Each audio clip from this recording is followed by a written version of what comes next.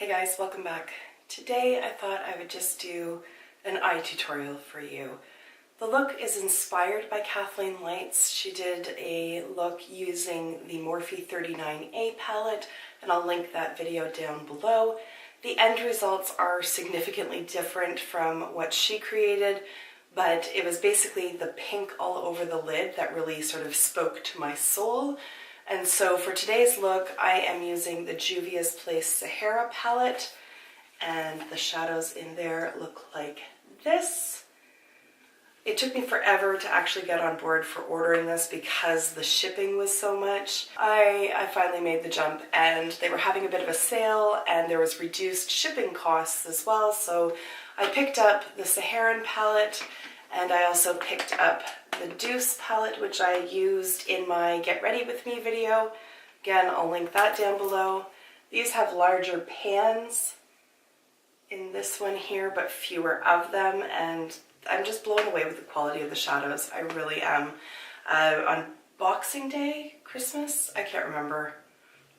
One of the days that just recently passed, they had a 50% off sale, so I ordered 2 more palettes. Shipping be damned.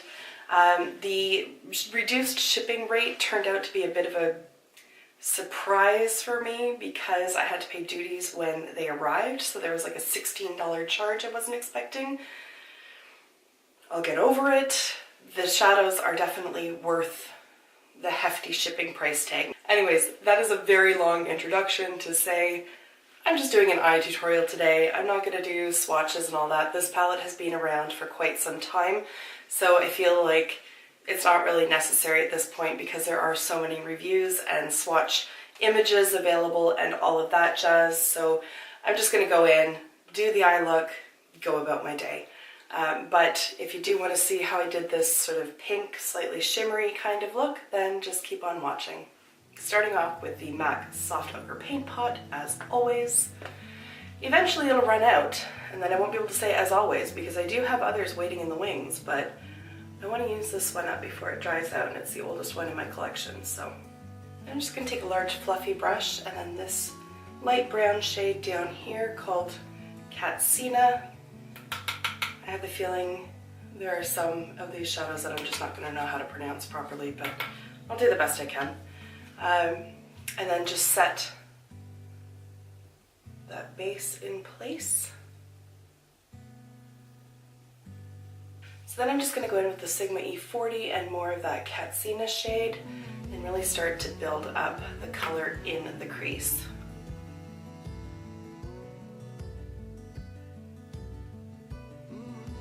I'm going to go in with a Luxie 229 tapered blending brush and pick up the shade Jamila, I'm not sure, right here. And basically I'm going to concentrate it a little bit more in the crease and then blend it up when there's less on the brush, and I'm going to bring it down onto the outer corner of my lid as well.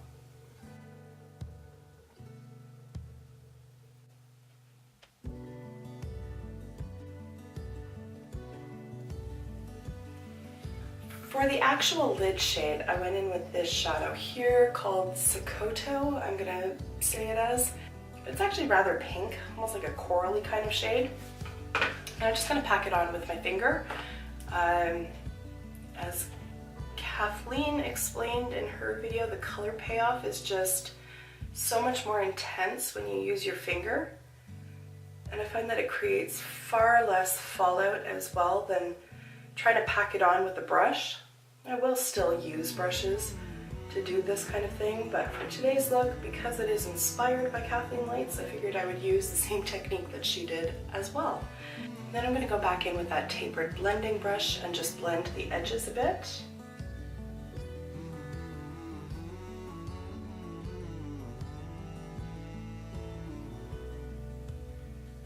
It's about here where the similarities between our two looks end. Hers was far more pink with purple in it. I'm going to add a bit of black. Hers had glitter. Mine's just going to have a little bit of shimmer, so they are quite different, but I'm going to give credit where credit is due. So I'm going in with an Anastasia Beverly Hills double-ended brush that came in some palette. I feel like it's the same brush in pretty much every palette that they put out, which is fine by me because it's actually a pretty good brush. So there's a little tapered blending end. And I'm going to go into the shade Chad, which is just a matte black here.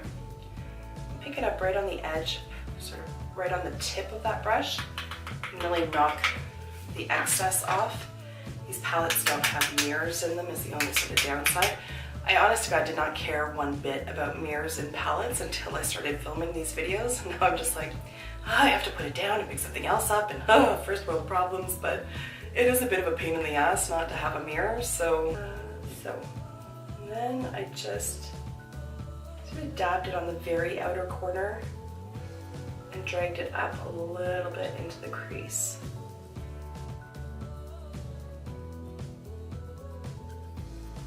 I'm not trying to make it like a really smoky look, so I'm not piling a bunch of it on or really blending it out far. That's basically all I did with this end, and then I just flipped it over and started sort of dragging it more towards the inner portion. And be forewarned, I spent a lot of time blending this. All the other shadows are really fantastic. The black I found was difficult to work with. It didn't really want to blend, so I had to kind of play around with brushes to figure out what would work best for it. So I'll kind of walk you through the process and show you what I did. So I did start off with this one. And then once I was satisfied with the placement of the black shadow, I went back in with the tapered blending brush and just did some more blending.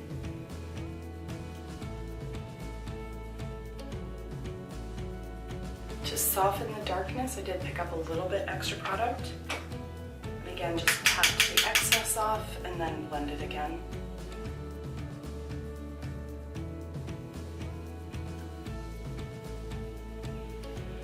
For blending right on top of the lid, I went in with the Luxie 231 small tapered blending brush. Didn't pick up any product, but just did some more blending to try to mesh it in with the pink on the eyes.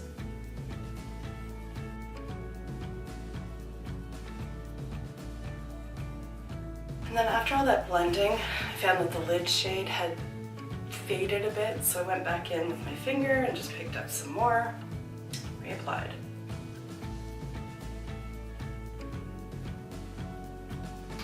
And then blended some more. And then finally got frustrated with the outer corner lid portion just because that black really wasn't moving. So I went in with a much stiffer brush. This is from sparesource.ca. I have no idea. I think I picked it up at Walmart a lifetime ago. And this is the crease blender. It's still like flexible enough that it'll blend things, but it is still fairly stiff. So I find that it is good at sort of dragging shadows where you need them to be.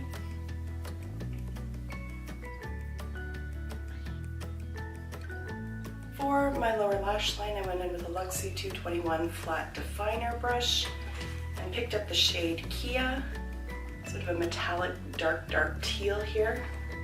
Can you tell that I took advantage of the Black Friday sales on the Luxie website?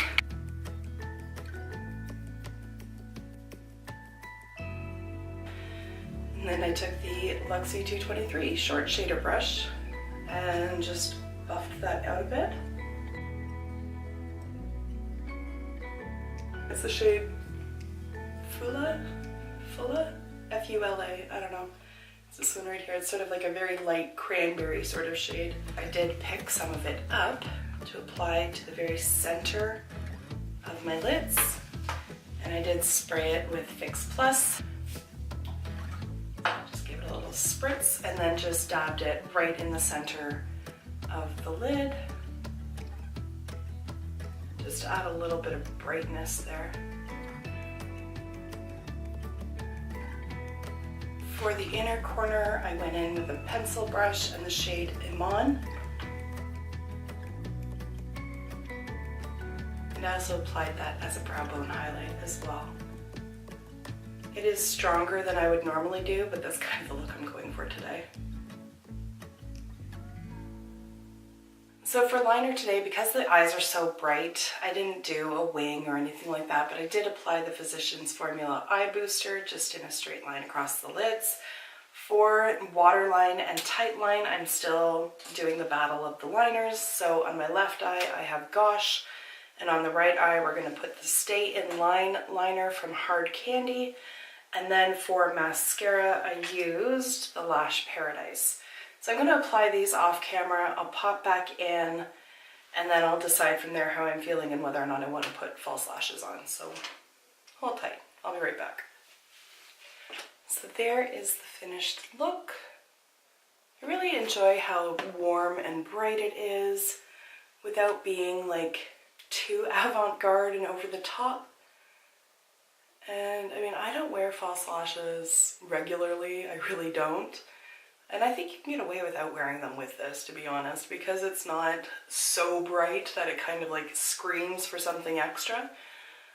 But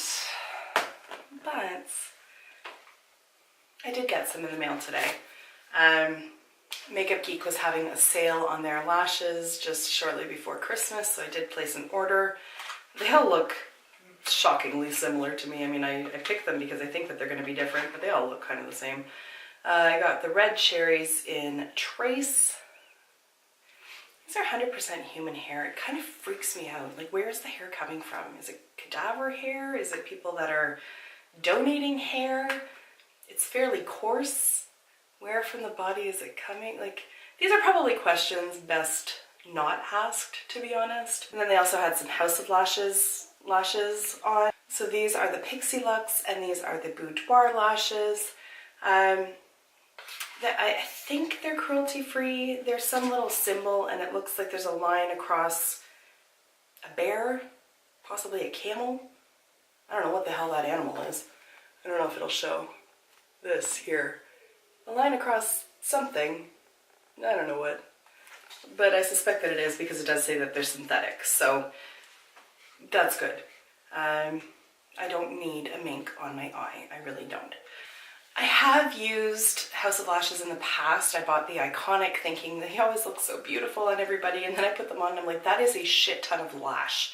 Like all night, I went to a wedding with them and all night I was like, I could see my lashes. Like it was just, I felt so conspicuous. So I'm hoping that these ones aren't quite so dramatic.